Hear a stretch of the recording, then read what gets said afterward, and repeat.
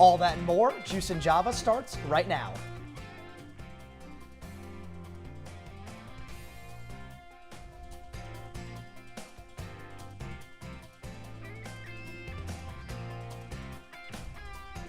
Good morning, I'm Jude Bazerman. And I'm Riley Faye. Thanks for starting your morning with us. The Orange are headed down south to take on SMU this afternoon. This will be the second time Syracuse and the Mustangs have ever played, with the first time being in 1932.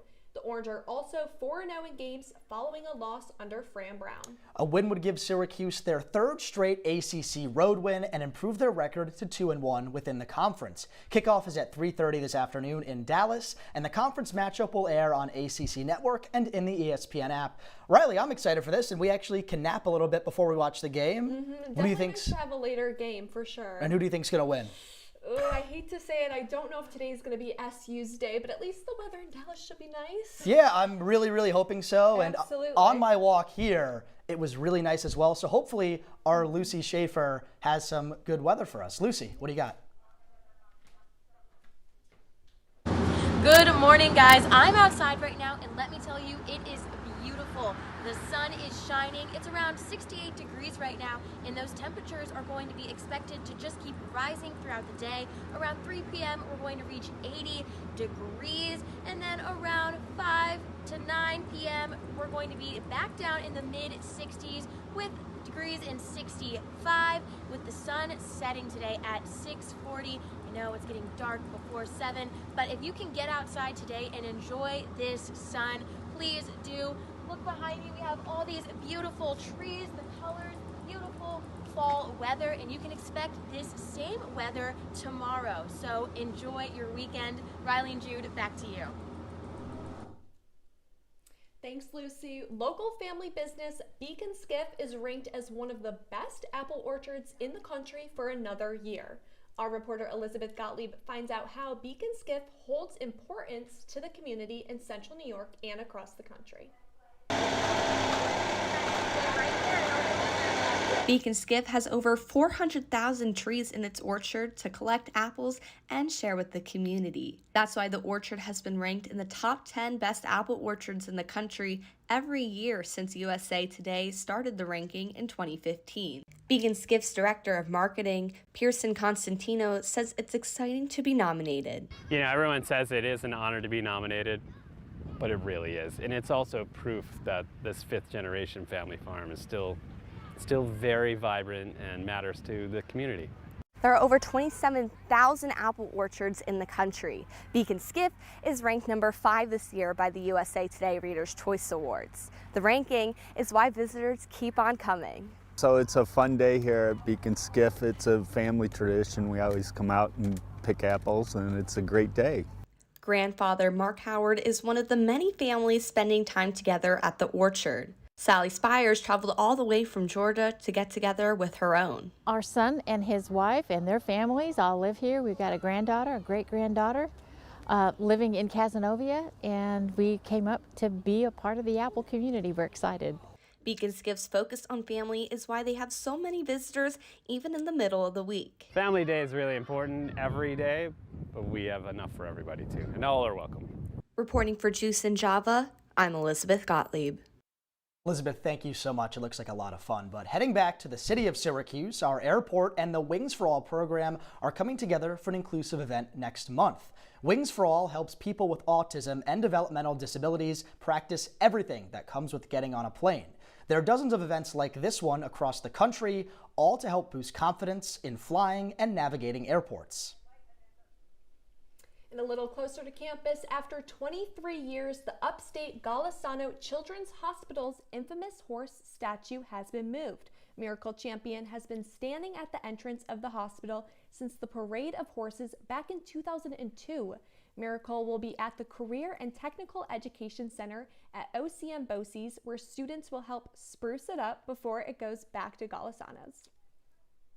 And the Syracuse Northeast Community Center is making cooking accessible and easy through a food pantry, a kitchen, and good people. Our reporter Sigourney Bell shares the details of what the community center calls their kitchen literacy project. When you think of literacy, you think of reading or writing. But for the Northeast Community Center, Literacy happens in the kitchen. All the familiar sounds of the kitchen, blending, peeling, and chopping. And though it's hard work, Chef Megan says she's been hoping to have an opportunity like this. I'm a very firm believer in you can't change the world, but you can help change your community, and hopefully that inspires some people to, give back to their community and their community gives to them. So it's called the Kitchen Literacy Project, where the Northeast Community Center invites chefs to provide cooking demos to the local Syracuse community. How easy is this recipe for people to replicate at home type thing?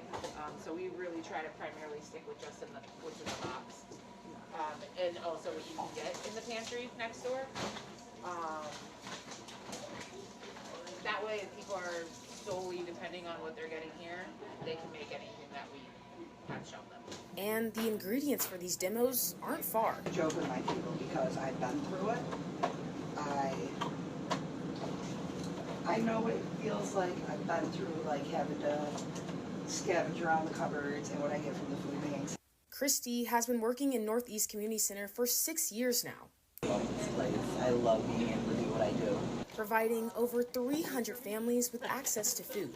So with a kitchen on one side and a food pantry on the other, this project is alleviating food insecurity and teaching healthy eating. Here from the cooking classes to the food pantry, all have been very helpful. So with a pinch of everything, needs are met and bellies are full. Reporting in Syracuse, I'm Sigourney Bell with Juice and Java. Well, thank you, Sigourney. And staying on the topic of food, Riley, a food crawl through all of downtown Syracuse's best spots is happening now until 2 p.m. Crossroads Collective and Connect 315 are joining together to give Syracuse and ESF students a chance to try something new. There will be live music, artists and vendors, and a guided city tour. Included in the list of food spots are Margaritas, Salt City Market, Funkin' Waffles, Sweet on Chocolate, and so many more. Crossroads Collective says on Instagram their goal for the event is to bridge the gap between campus and the city. That is making me hungry early this morning, but those are some of my favorite spots in Syracuse. Right. I mean, Marg's is amazing. Yes, absolutely. What are some other ones that aren't listed that you would go to, or what you would put on the list? That's an excellent question, Jude. I love Kitty Hoyne's Irish food. I know they sometimes go to events around the city. I don't think they're specifically at this one, but I know Salt City Market has their new fall menu, so perfect opportunity to try that. I agree, and I'll give you a different Irish pub, Shaughnessy's below the Marriott, Yes. Underrated spot. But Absolutely. after the break, we won't have food, but Asher Gonzalez is in studio. We'll tell you about the Harvest Fest happening on campus tomorrow. Stay with us.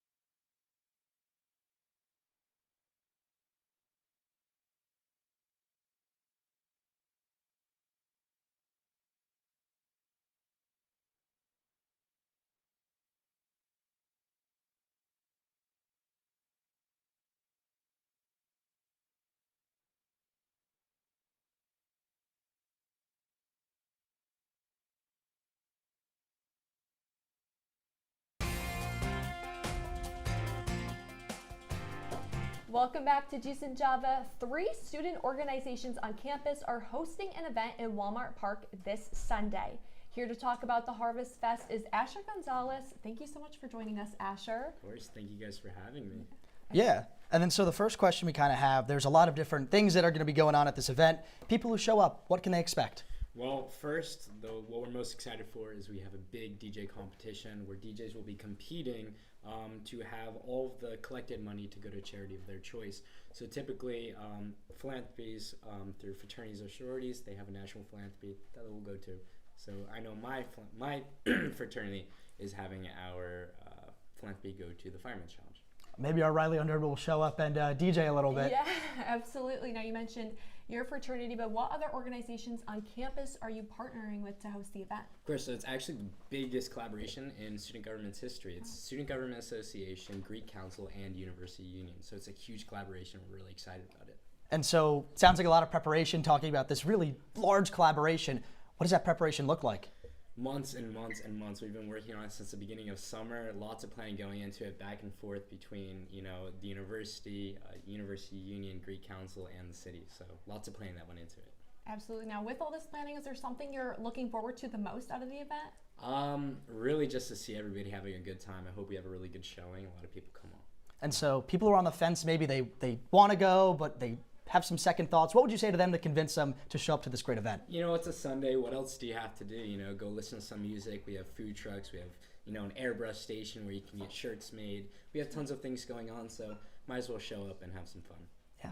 Absolutely. That sounds like such a fun time and such a good activity. I feel like there aren't that many Sunday activities, but everybody needs some fun for Sunday. Now, speaking of events tomorrow, there are a lot of activities going around on today in Syracuse.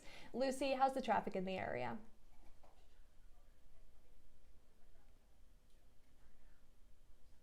Thanks, guys. There is going to be some Thank you, brother. construction between Erie Boulevard, Almond Street, and University Avenue, reducing that down to one lane. The I-81 North State Street exit is blocked, but as you can see right now, it's pretty light traffic. Maybe with some fall activities you can do, you might see a little bit more traffic here this weekend as people are heading to the apple orchard or the pumpkin patch. But overall, pretty light traffic today, and that's all I have for you guys.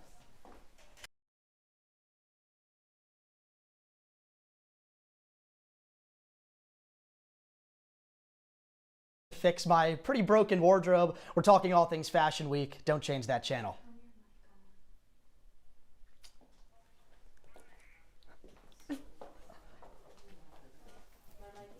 Well, do we need the table here? Oh my God. Table, yes? No? Are you bantering with them? I think so. All right, well, I think I'm supposed to be at the desk. You're probably at the desk. Yeah. Dude, your mic is on the whole break.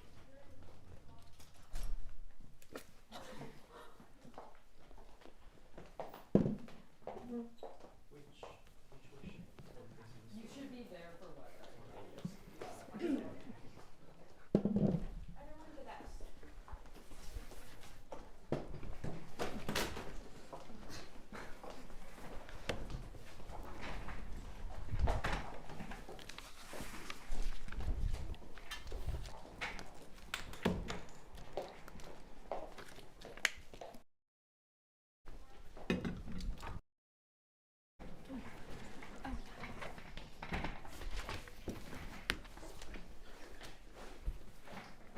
Wait, Vanessa, put that chair away. You'll be in this one. Oh. Yeah.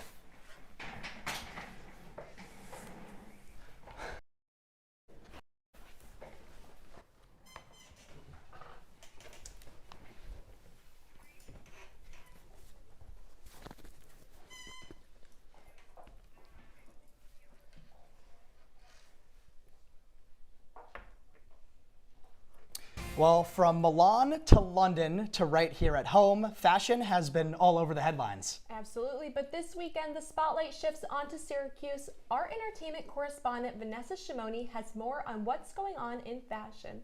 Vanessa? Riley and Jude, it's shaping up to be a huge fashion weekend, nationally and globally. Just last week, Meryl Streep made a surprise appearance at the Dolce & Gabbana show, during Milan's Fashion Week. She was caught on camera and filmed, and news broke out that that film is going to be used in the sequel of The Devil Wears Prada that's set to come out May 1st. But that was last week, and now the spotlight is shining right on Syracuse.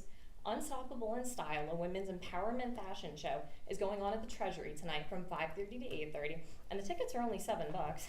And the proceeds go to support the Baldwin Fund, which is a local nonprofit that aims to improve breast cancer research through Upstate Medical University.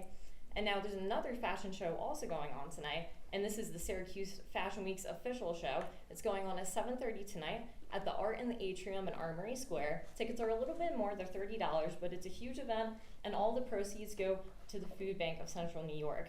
As New York Fashion Week organizers say, well, Syracuse Fashion Week celebrates clothing as one of the essentials to happy human existence. Another vitally important essential is food. Now, the best part about these two is that the timing of them is great because the one starts at 5:30 and the other starts at 7:30, so you can go to one.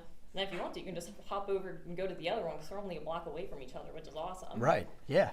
But if fashion is not your thing, there's still plenty of other things going on this weekend that you can do to keep yourself busy.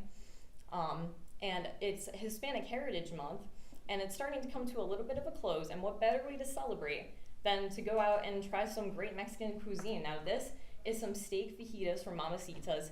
These look incredible. Guys, I might just hop over right after the show and go get these because these look incredible and the reviews are great.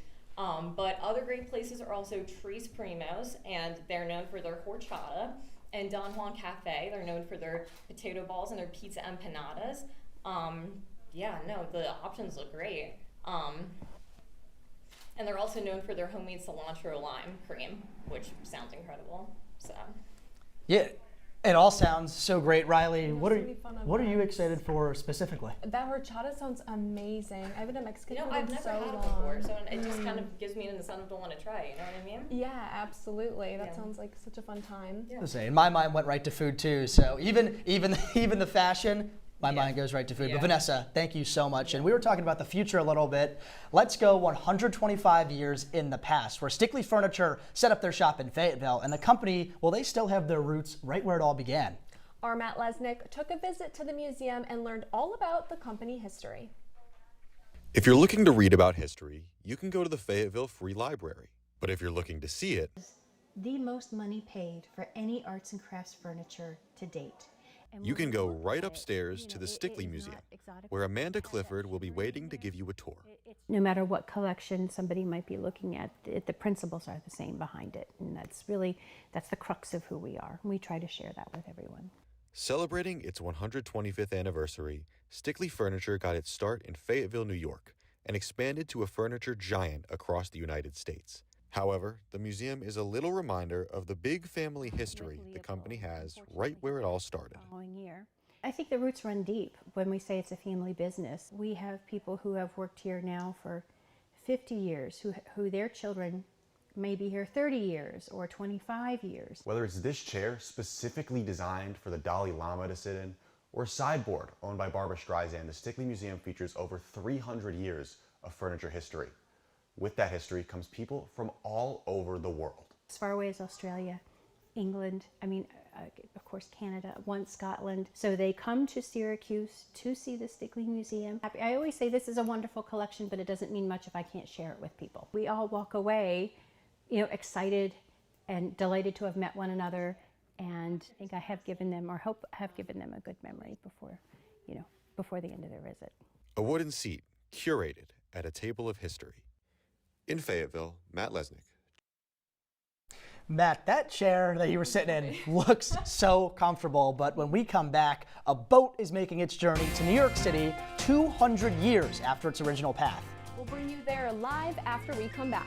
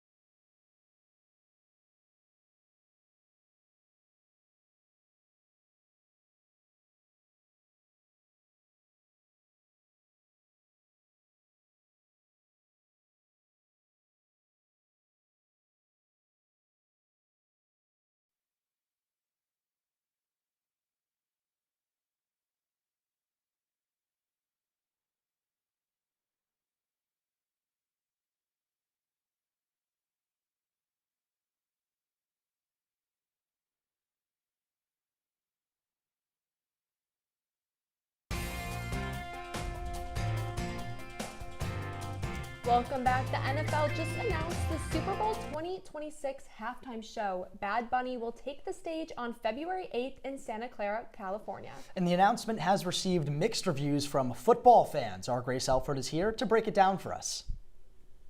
That's right, guys. Bad Bunny is a Latin artist from Puerto Rico who has become hugely popular, now with over 78 million monthly listeners on Spotify.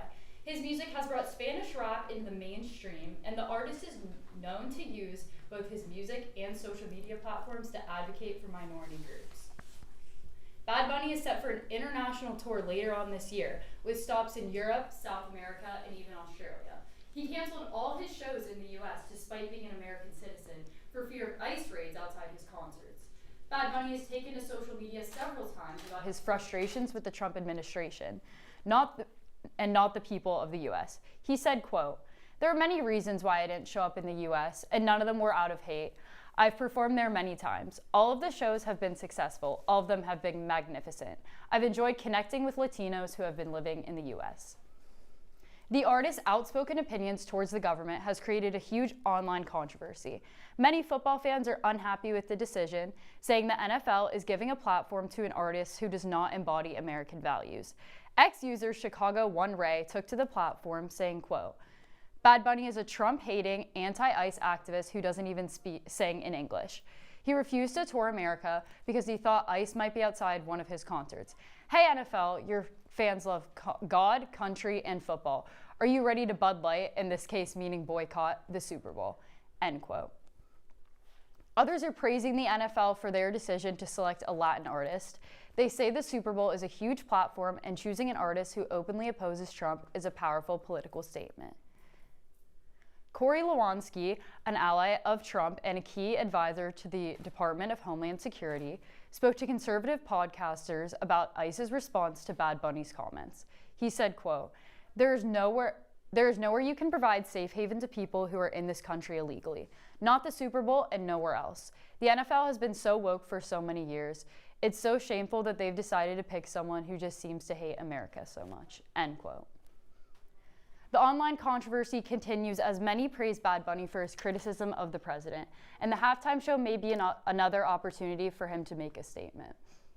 It's all really interesting, right? Riley, what do you think about all this? I mean, we've had Super Bowl halftime show. I wouldn't even call this a controversy, but discussions not really similar to this happen, but I know there's a lot of times where the Super Bowl show happens and then there's controversy, but this is a little bit premeditated. Yeah, exactly. It's different. Yeah.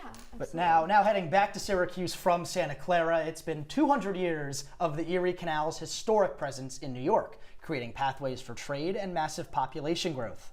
To honor the waterway, one organization is traveling a canal route hundreds of years old. That's where we find Citrus TV's Maura Vaughn with more on a boat's expedition across New York. Maura? Jude and Riley, good morning. What a beautiful day we're seeing right now at the Onondaga Lake Park. We're in just a couple of minutes in the Erie Canal right behind me. We're going to be seeing an 1825 boat replica model, all to commemorate the 200th anniversary of the Erie Canal. I want to talk to you a little bit more about this voyage. It's a 33-day voyage across New York State. Over 200 community members of the Buffalo Maritime Center put together the Seneca Chief remodel, and it will be stopping in 28 different ports across New York State, Syracuse being the 11th stop.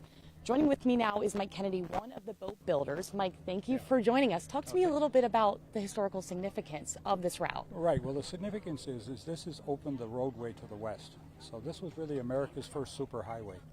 So it cut the travel time from 40 days down to 8 days from Albany to Buffalo. So Buffalo was a village of about 1,300 people in 1820.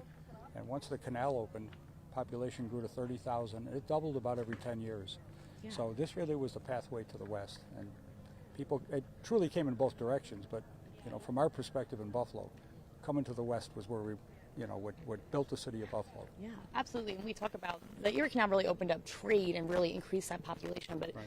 It also displaced many of the Haudenosaunee tribe. What is the Buffalo Maritime Center doing to respect and honor the Haudenosaunees as well in this commemoration? Right. As we go along from port to port, we're bringing eastern white pine for each port, and that tree will be planted in each port. And that tree is significant to the Haudenosaunee culture. It's the tree of peace. And so we thought it'd be significant to plant one in each port. And they also take a sample of water from each port, and we fill a barrel. And when we get to New York City, the last tree we plant, the water from the entire 28 ports along the canal and the Hudson River will be used to water the tree. Right. So it seemed like a good way to recognize the other side of the story. Absolutely. And the other people that were disadvantaged. So.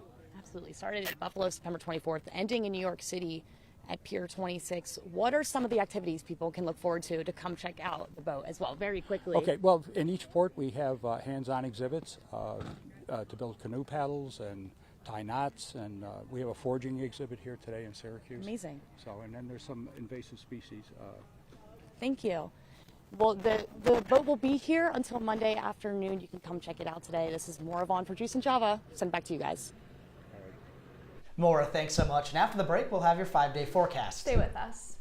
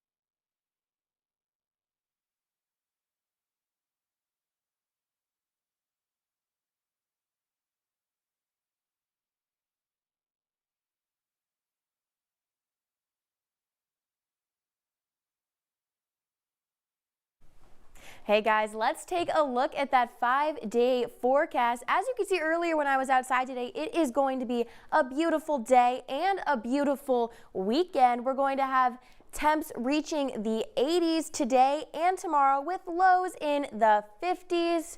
Heading over into Tuesday, and there is no Tuesday, but Monday and Tuesday, you're also looking at sunny weather with degrees in the 60s, and we're going to be reaching lows of 40s this week with very sunny weather.